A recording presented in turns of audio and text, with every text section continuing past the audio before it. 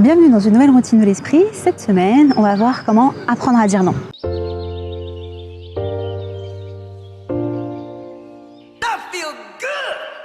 Le sujet de cette vidéo, c'est vous qui me l'avez demandé, donc merci de l'avoir fait. Si vous avez des sujets qui vous tiennent à cœur, que vous souhaiteriez voir abordés dans une prochaine routine, dites-le moi, que ce soit en commentaire de cette vidéo ou via Instagram. Combien de fois vous vous êtes retrouvé à dire oui à une situation, que ce soit une situation professionnelle, dans votre vie privée, entre amis ou peut-être à un vendeur? Vous avez dit oui sur le moment de manière spontanée et puis finalement vous avez regretté après coup. Réfléchissez à la fréquence à laquelle ça vous arrive. En moyenne, combien de fois par jour, par semaine ou par mois? J'ai travaillé avec d'autres pays et c'est intéressant de voir les différences culturelles qui peuvent exister. Par exemple, dans certains pays, quand le supérieur est présent à une réunion, les personnes de son équipe ne pourront pas le contredire, ni émettre un avis différent. C'est considéré comme offensant.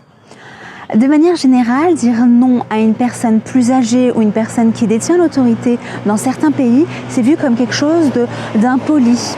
Ils vont plutôt préférer utiliser des expressions indirectes comme je vais réfléchir ou je vais voir ce que je peux faire. C'est une manière d'éviter les conflits et valoriser, en tout cas en apparence, l'harmonie et la coopération. Quand on remonte un peu dans l'histoire, c'était le cas en France. On ne pouvait pas contredire son supérieur ou son enseignant. Et c'est encore le cas aujourd'hui dans certaines institutions ou certaines entreprises. On peut se dire que c'est pas bien grave, que c'est sans conséquence. Et pourtant, dans certaines situations, ça peut avoir un impact non négligeable jusqu'à coûter des vies. Il y a notamment une histoire que l'on retrouve dans le livre de Daniel Goleman sur l'intelligence émotionnelle. Cette histoire, elle date de 1978. Elle concerne un pilote de ligne qui a la réputation de ne pas être très tendre avec ses équipes. Il est plutôt du genre très autoritaire.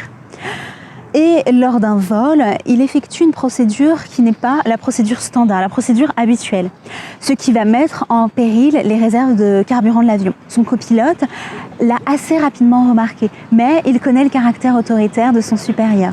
Et il a tellement peur de sa réaction qu'il n'ose pas lui dire que sa procédure n'est pas la procédure standard. Et qu'à cette allure, il risque de s'écraser. Et c'est ce qui malheureusement arriva. Il y a d'autres exemples dans le domaine de l'aviation où les problématiques de communication avec les liens hiérarchiques entre le pilote et le copilote ont pu entraîner des accidents. Parce que le copilote n'a pas osé dire non à son supérieur. Cet exemple, il est intéressant parce qu'il illustre le pouvoir et la puissance du non. Dans le cas des pilotes, pouvoir dire non, c'est une question de sécurité, une question de survie. À l'échelle individuelle, savoir dire non est tout aussi important parce que c'est notre santé et notre bien-être qui sont en jeu. Une étude publiée en 2014 a montré que les personnes qui ont des difficultés à dire non ont tendance à avoir des charges de travail plus élevées et des niveaux de burn-out plus importants que celles qui ont une meilleure capacité à dire non. Dire oui alors que vous ne voulez pas, au détriment de votre bien-être, de vos propres objectifs, peut générer du stress à long terme, un stress chronique jusqu'à parfois l'épuisement, le burn-out. Dire non, c'est une compétence importante pour maintenir une bonne santé mentale et émotionnelle, ainsi que pour établir des limites saines dans vos relations, que ce soit personnelles ou professionnelles. Et pourtant, dire non, c'est pas toujours facile. Il faut du courage. Il peut y avoir de nombreuses raisons pour lesquelles il est difficile de dire non. Parmi les raisons, on peut citer l'éducation familiale ou l'éducation scolaire. On peut avoir appris à être gentil, à être serviable. Les autres raisons sont que certaines personnes peuvent avoir peur d'être rejetées ou critiquées si elles refusent une demande, ce qui peut avoir un impact sur leur estime d'elles-mêmes. D'autres peuvent se sentir coupables ou égoïstes de dire non. Certaines personnes peuvent avoir peur de manquer des opportunités ou des expériences si elles disent non, ce qui peut les amener à accepter des demandes ou des engagements qu'elles ne veulent pas vraiment prendre. Il peut également avoir des pressions sociales ou culturelles pour dire oui, en particulier dans l'environnement professionnel ou familial. Non seulement cela a un impact sur nous-mêmes, notre bien-être et satisfaction personnelle, mais aussi sur nos relations aux autres, puisque cette générosité, cette disponibilité que l'on offre aux autres peut être perçue sur du long terme comme quelque chose de négatif. Les personnes qui ont des difficultés à dire non ont tendance à être moins respectées et moins estimées par les autres, selon une étude publiée dans une revue scientifique. Apprendre à dire non, affirmer clairement les limites que nous ne souhaitons pas dépasser, ce n'est pas être égoïste, supérieur à l'autre ou malpoli. Au contraire, c'est créer une relation saine d'égal à égal. Parce que si vous dites oui alors que cela vous met en difficulté, la relation est alors déséquilibrée. Si vous dites oui à une personne et que ça génère chez vous du ressentiment, de la frustration, des pensées négatives, essayez de vous demander pourquoi et qu'est-ce que vous auriez fait différemment. Pour changer votre regard sur le non, qui a une connotation négative, qui peut entraîner une gêne, pensez qu'en disant non à une demande, c'est pour dire oui à quelque chose qui est important pour vous. Oui à vos objectifs. Oui à votre besoin de repos, oui à vos loisirs. Un non vous permet un oui à ce qui compte vraiment pour vous.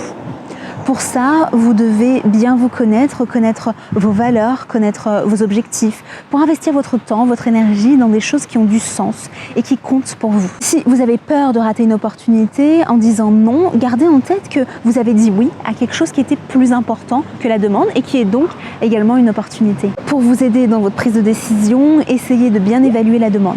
Si la demande n'est pas claire, n'hésitez pas à poser des questions, demander des détails.